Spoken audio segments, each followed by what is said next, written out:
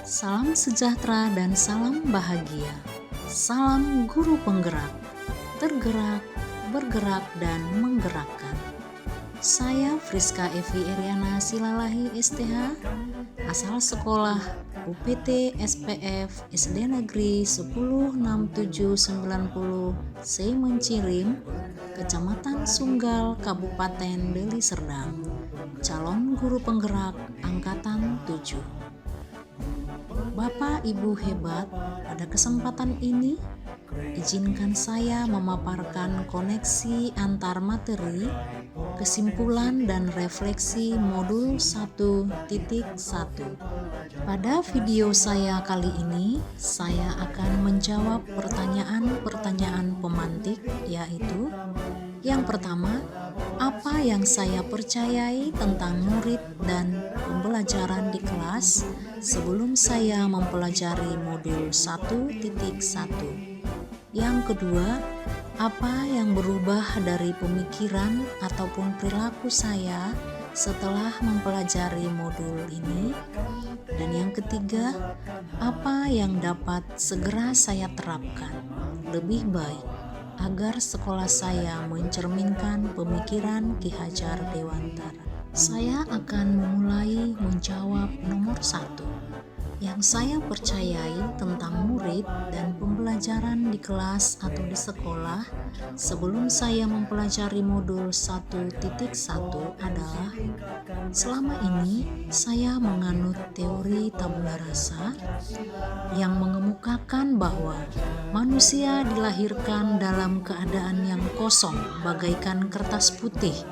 Tidak ada bawaan yang dibangun dalam dirinya pada saat ia lahir. Selama ini saya juga mempercayai bahwa pembelajaran di sekolah yaitu guru mengajar di dalam kelas. Dan yang paling penting dan diutamakan seorang guru adalah pelajaran tersebut dapat disampaikan dengan baik tanpa memperhatikan karakter anak dan tanpa melihat situasi dan kondisi anak. Kemudian, aspek kognitif merupakan tujuan satu-satunya dalam pembelajaran. Kemudian, pembelajaran di kelas harus hening sehingga tidak terganggu kelas yang lain yang sedang belajar juga. Yang berubah dari pemikiran atau perilaku saya setelah mempelajari modul ini adalah saya menyadari bahwa anak adalah seperti kertas yang sudah ada tulisan tapi masih samar-samar.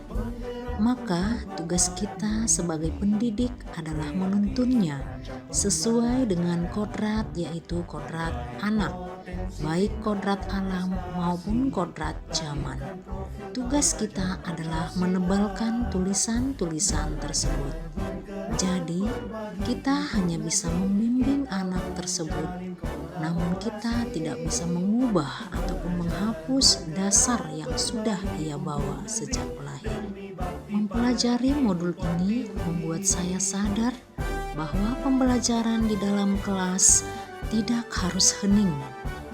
Anak harus berperan aktif. Seorang pendidik harus memberikan kebebasan, kemerdekaan kepada peserta didik dengan segala kodratnya, sehingga mereka mempunyai inisiatif, berpikir kreatif dan inovatif, mampu menemukan sendiri konsep ilmu pengetahuan, bukan menyerap seluruhnya dari guru. Ketika anak diberikan kebebasan sesuai kodratnya, yang dalam hal ini kodrat anak adalah bermain, maka anak akan merasa senang dan tanpa sadar akan suka belajar.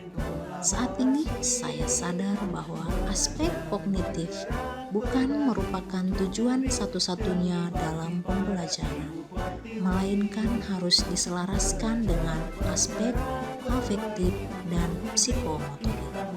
Pembelajaran tidak harus selalu di dalam kelas. Justru anak perlu berinteraksi dengan lingkungan sekitar.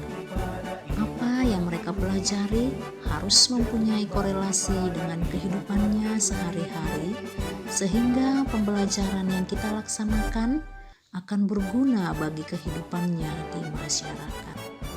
Sudah ada yang tahu ya nama Sir ya? Siapa? Sirkos. Sirkos atau sirkus? Sirkus kali.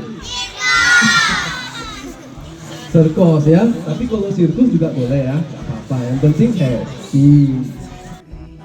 Wow. Itu namanya semangat beneran ya. Luar biasa. Nah, hari ini Sirkos mau cerita nih. Cerita tentang apa ya? Mau dengar nggak? Kalau mau dengar, ada satu tepuk lagi. Ya, saya yakin kalian pasti sudah tahu tepuk apa. Tepuk diam.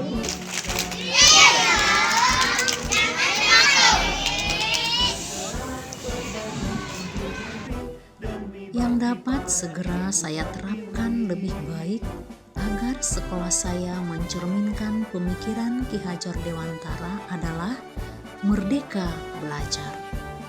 Saya melakukan rapat bersama seluruh guru-guru dan berbagi pengetahuan tentang filosofis pemikiran Ki Hajar Dewantara kepada mereka, sehingga mereka dapat menerapkan di dalam kelas masing-masing.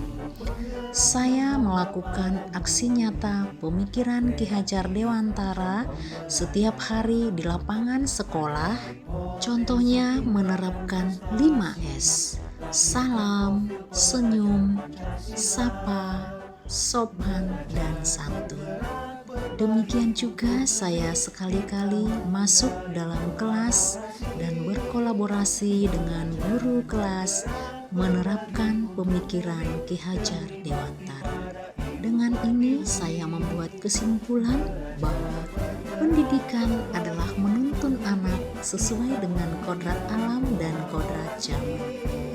Pendidikan bukan hanya menanamkan ilmu pengetahuan saja atau kognitif, namun harus juga menanamkan aspek afektif dan psikomotorik. Demikian video dari saya, semoga apa yang saya paparkan dapat bermanfaat bagi kita semua.